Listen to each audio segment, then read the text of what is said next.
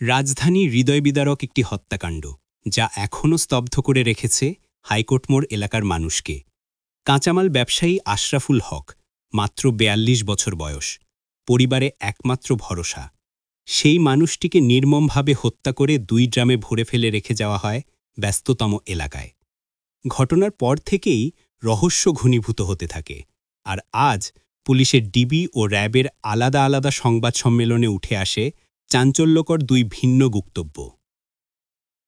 কিন্তু রহস্যের ভেতরে ছিল আরেক রহস্য, ছিল প্রেম, প্রতারণা ও টাকার লোভে ভরা এক ভয়ঙ্কর পরিকল্পনা। র্যাব জানিয়েছে, শামীমা আক্তার ও জোরেজুল ইসলাম দুইজনের মধ্যে প্রেমের সম্পর্ক ছিল বছরেরও বেশি সময়। সেই সম্পর্ককেই হাতিয়ার বানিয়ে আশরাফুলকে টার্গেট করা হয়।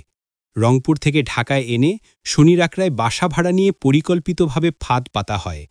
১০ লাখ টাকা আদায়ের জন্য শামীমা প্রথমে শরবতের সঙ্গে ঘুমের ওষুধ খাইয়ে অচেতন করেন আশরাফুলকে। এরপর তার সঙ্গে শামীমার ভিডিও ধারণ করা হয়, যেটি দেখিয়ে চাপ দিয়ে টাকা আদায়েরই ছিল মূল পরিকল্পনা। কিন্তু পরিকল্পনা বদলে যায় মুহূর্তেই। দুপুরে যখন আশরাফুল পুরোপুরি অচেতন হয়ে পড়েন, তখন শুরু হয় নির্মমতা। দড়ি দিয়ে হাত পা বেঁধে ফেলা, মুখে স্কচ টেপ চেপে দেওয়া, তারপর হাতুড়ির আঘাতে থেতলে দেওয়া হয় তার দেহ। অতিরিক্ত আঘাত আর নিঃশ্বাস রুদ্ধ হয়ে নিথর হয়ে যায় এক নিরীহ মানুষের প্রাণ। র্যাব বলছে, পরদিন সকালে লাশ গুমের উদ্দেশ্যে বাজার থেকে ২টি প্লাস্টিকের ড্রাম কেনা হয়। চাপাতি দিয়ে টুকরো টুকরো পরে সেই ড্রামে ভরা হয় আশরাফুলের দেহ। এরপর সিএনজিতে করে ফেলে দেওয়া হয় রাজধানীর হাইকোর্ট এলাকায়। অন্যদিকে ডিবির বক্তব্য একেবারেই ভিন্ন। তারা বলছেন, পুরো ঘটনায় নাকি ত্রিভুজ প্রেমের ভয়ঙ্কর পরিণতি। মালয়েশিয়া প্রবাসী জোরেজুল ও শামীমার মধ্যে ৩ বছরের প্রেম, কিন্তু দেশে ফেরার পরও সম্পর্ক বজায় রাখতে গিয়ে জোরেজুলের স্ত্রী বিষয়টি জানতে পারেন। এখানে প্রবেশ করেন আশরাফুল, যিনি জোরেজুলের ঘনিষ্ঠ বন্ধুই ছিলেন। স্ত্রীর অনুরোধে শামীমার নম্বর পান আশরাফুল। কিছুদিনের মধ্যেই তিনিও জড়িয়ে পড়েন প্রেমে।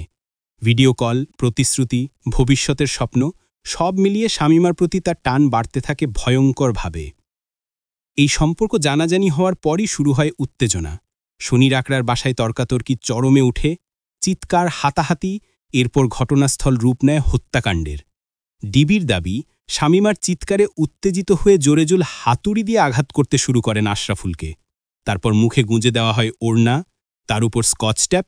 মুহূর্তেই থেমে যায় আশরাফুলের শ্বাস। কিন্তু যে পথেই গল্প এগোক না কেন, পরিণতি একটাই। একজন নিরীহ মানুষের জীবন থেমে গেছে ভয়ঙ্কর ষড়যন্ত্র, প্রেম আর প্রতারণার জালে।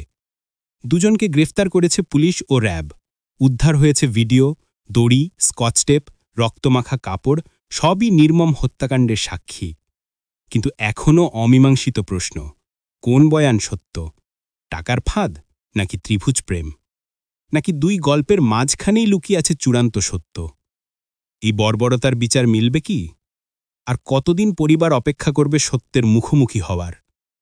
মানুষ আজ প্রশ্ন করছে, কোন সম্পর্ক এতটা ভয়ঙ্কর হতে পারে, আর কত সহজেই হারিয়ে যেতে পারে একটি প্রাণ? রাজধানীকে কাঁপিয়ে দেওয়া এই হত্যাকাণ্ডের তদন্ত এখনও চলছে, আর সত্য প্রকাশ না হওয়া পর্যন্ত ভয় আর শোকের ছায়া ঘনীয় হয়ে আছে হাইকোর্ট মোড় থেকে শুরু করে আশরাফুলের পরিবারের প্রতিটি নিঃশ্বাসে।